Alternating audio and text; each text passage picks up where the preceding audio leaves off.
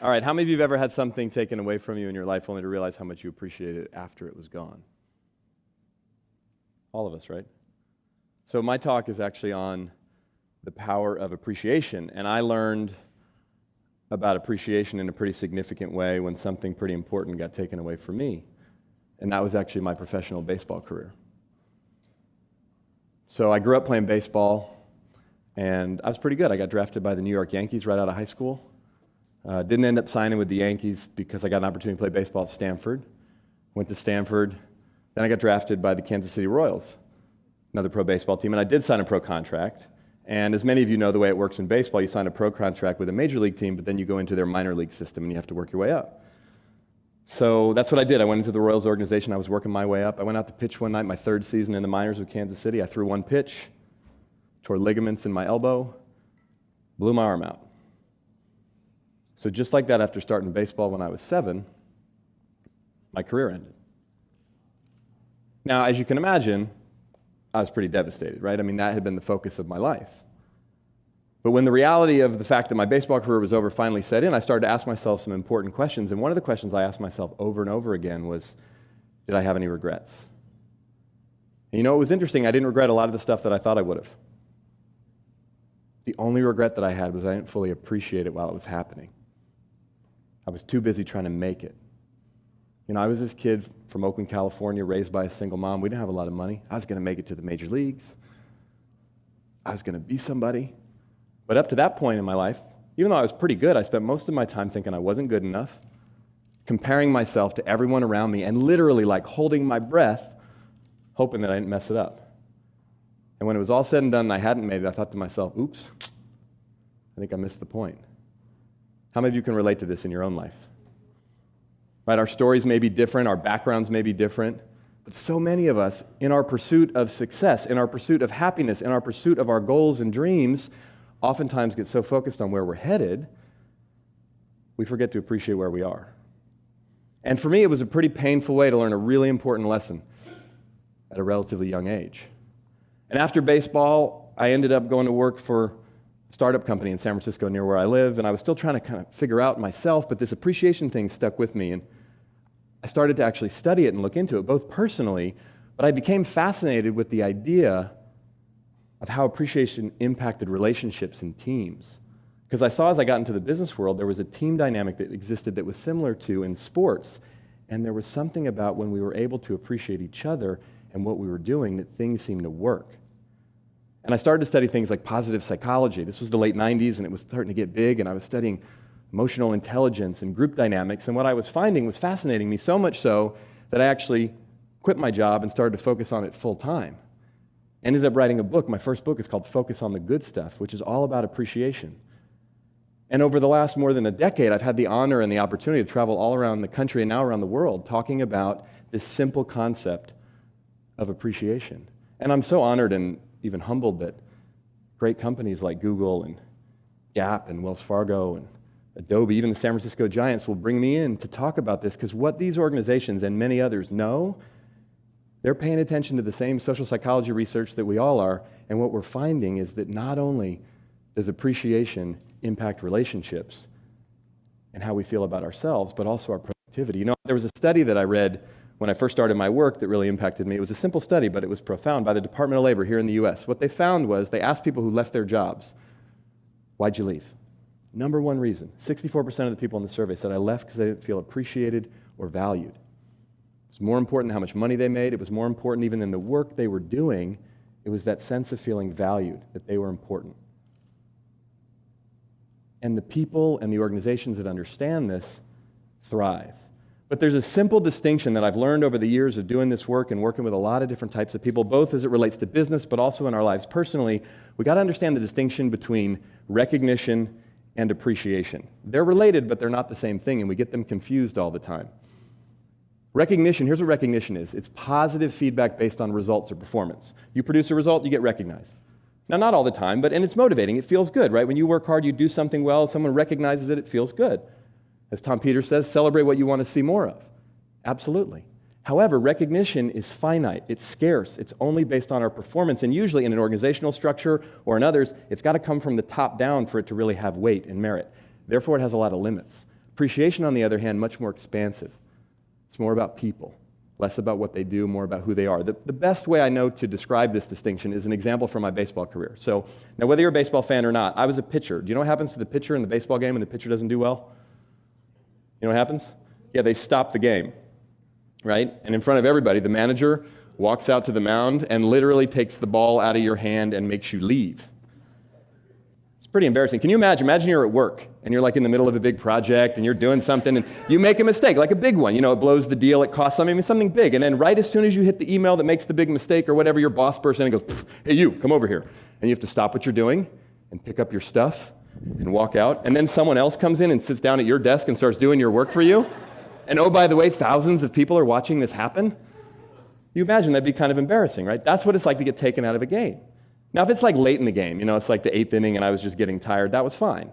Because he'd come out, he'd, hey, you know, Robbins, you did a good job, but you're getting a little tired, we're going to get someone in to replace you. I'd come off the mound, you know, high fives from all my teammates because I did a good job. But if it was like the 2nd inning and it was already 7-0, that was terrible, right? Because I'd walk off the mound upset, embarrassed, frustrated. And if we were on the road, you know, in the other team's ballpark, it was always worse. Because there'd be some mean, heckling fans right above the dugout saying horrible things, you know, about my mother, right? Literally. And I would sit in the dugout and nobody would talk to me. Right? Watch a baseball game. Again, even if you don't like baseball, just turn a baseball game on, watch what happens when the pitcher comes out of the game. There's like an unwritten rule. Oh, leave him alone, he's upset. You know what I could have used when I was sitting on the bench after just giving up 7 runs in the 2nd inning? What do you think? A hug. Some appreciation. Now, not recognition. What are they going to say? Hey, Robbins, way to go. Great job, man. 7 runs in the 2nd inning. Woo! No, that would be disingenuous. That would be inauthentic. In fact, that'd be condescending. There's nothing to recognize about the performance. And not only did I fail, personally, I failed for the team. We're probably going to lose. So look, our performance matters. What we do or don't do absolutely matters. However, as a living, breathing, often insecure, although I pretended not to be in those days especially, human being, I could have used some appreciation, not for what I had done, but for who I am. Like, hey, Robbins, you're not as bad as you just performed. Or, hey, man, you know what? You're an important part of the team. Or even just ask me, how you doing? All those years playing baseball, I can count on one hand the number of times anyone ever said anything meaningful or positive to me when I failed. So when we expand our capacity for what we think of when we think of appreciation, it's not just about recognizing results and performance, it's about appreciating people. You know, I spoke at a conference in Silicon Valley, a leadership conference about 1.5 years ago, and the speaker before me was a professor from UC Berkeley. And he was sharing some interesting research that they'd been doing at Haas Business School, which is at Berkeley. And one of the studies he put up on his slide talked about what motivates productivity in people. And what they found in the study was that when people felt recognized for the work they did, they were 23% more effective and productive than when people didn't. Made sense. But the same study found that when people felt valued and cared for, a literal or figurative pat on the back, that the people around them, particularly the person they report to, really cared about them, they were 43% more effective and productive than people who didn't. There was a 20% increase in productivity from focusing on who people are, not just what they do. That's the distinction. And people who understand this, both in business and in our lives personally, we start to have the ability to appreciate people and have it not be so conditional, and have it start being more meaningful and impactful. You know, because of the work that I do, I often get invited, ironically, to speak at recognition events. So these big companies will have these events, people win awards, it's a great thing. A lot of times they're fancy and, you know, they get to bring a spouse and they come somewhere, and I enjoy doing them.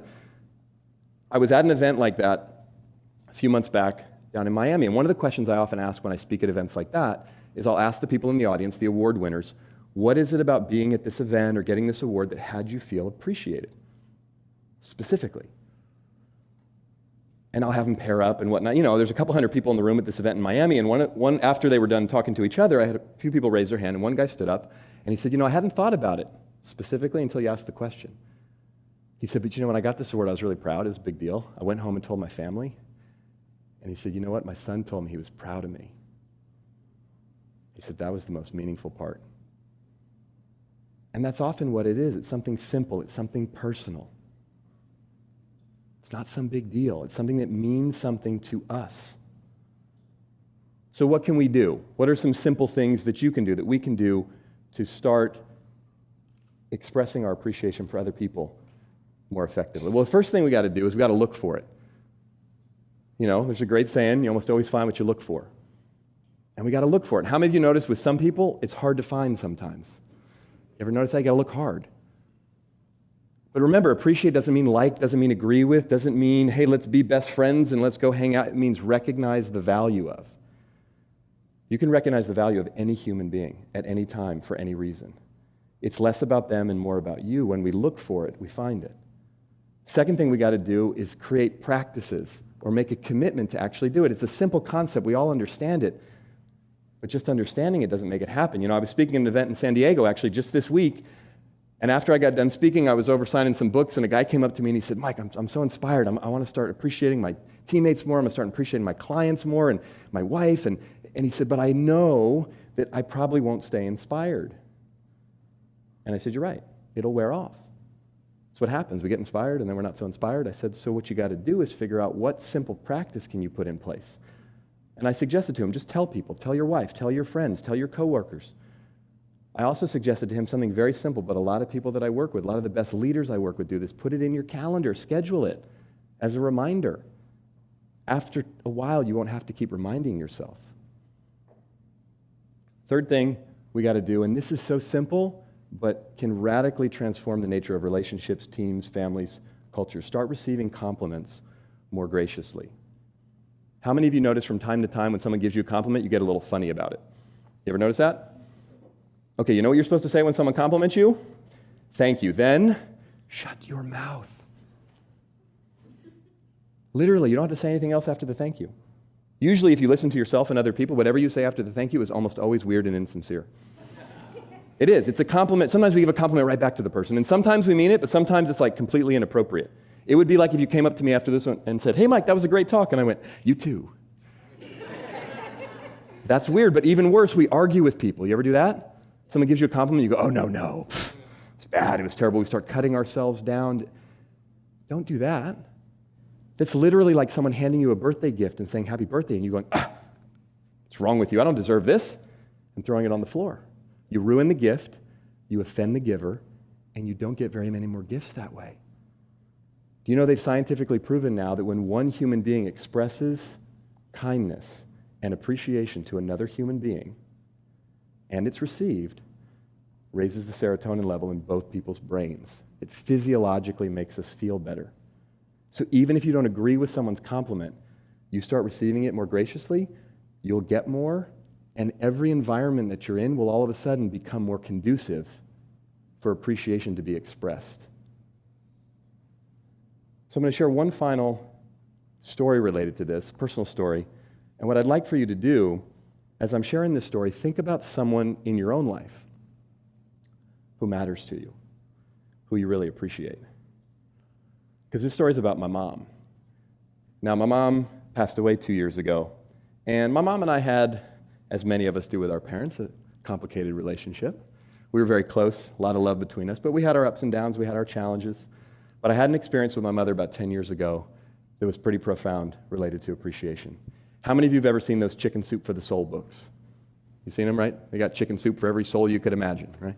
Now, I've loved these books. They've been out now for about 20-some years, and I used to buy them as gifts, and I had a bunch of them at home, and about 10 years ago, I got an email, and they said they were coming out with a new chicken soup book, and they were looking for stories. And I got excited because this one was called Chicken Soup for the Single-Parent Soul. And my mom and dad had split up when I was 3, and my mom had raised me and my older sister as a single mom, and I decided I wanted to write a story and send it in. And the story I decided to write was called Mom Taught Me to Play Baseball. Because she did. She'd actually been a PE teacher, and since my dad wasn't around, my mom was the one that taught me how to throw and catch. She went to all my T-ball games, all my Little League games, all my youth league games, high school games. She used to come see me play down at Stanford. She'd even fly to come see me play when I was playing in the minor leagues. So I wrote a story acknowledging her for everything she'd done and sacrificed and all that. Now, I didn't tell her about the story. I told my wife, Michelle, but I was a little nervous about it. I wasn't doing much writing at the time. I was kind of insecure about it. I sent it in. I didn't think it was actually going to get accepted in the book. I got an email back a few weeks, actually it was a few months later, and they said, hey, congratulations, your story's going to be in the book. And I was all excited. I told Michelle, I said, hey, I got to call my mom. And she said, don't call her. I said, what do you mean don't call her? She said, what if you wait till the book comes out? You could surprise her. Oh, that's cool. So I emailed back to the Chicken Soup folks. I said, when does the book come out? They said 14 months. 14 months? I'm pretty good at keeping a secret, but that's a long time, right? So I told Michelle, I said, hey, 14 months. She was like, whoa. And she said, okay, look, let's not tell your mom. In fact, let's not tell anyone so she doesn't find out. And amazingly, we did it. We kept the secret. 14 months passed. The book came out. My mom didn't know. Nobody knew. The book came out right around my birthday in February. Got a copy of it. I wrapped it up. We were having dinner at our house, just the family, just us. And after we had dinner, we sat down in the living room because they had some gifts for me. And I turned to my mom and I said, hey, Mom, before I open up my presents, I actually have a present for you.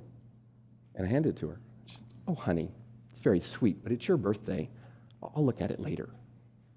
Now she's like messing up my plan, right? So Mom, I know it's my birthday, but do me a favor. Would you just open it up? Okay, and she's a little annoyed. Okay, oh, how nice, they did one for single parents. Okay, I'll read it when I get home. I said, hey, Mom, listen, I read the book, and there's a story in here. It really reminds me of you. I said, in fact, I put a bookmark. It's on page 294. Would you do me a favor? Would you read it out loud to everyone? And now my mom is like, annoyed. What? Okay, fine. And she's like flustered and annoyed, and she doesn't want to do it. But okay, fine. Takes the book, starts to read with no idea what it is. First line of the story says, on June 1st, 1995, I was standing on the pitcher's mound at Rosenblatt Stadium in Omaha, Nebraska, about to throw my first pitch in the College World Series. And my mom looks up and goes, this guy pitched in the College World Series. Totally not getting it, right? And then she starts to read the second line, and she stops. And she looks at me. And she looks at the book, and you could see her brain was working really hard, right? And then all of a sudden, her eyes got big, and you could see that she got it, that the story was about her, and that I wrote it. And she dropped the book, and she started to cry. And I leaned over to pick up the book off the floor. By the way, at this point, we were all crying.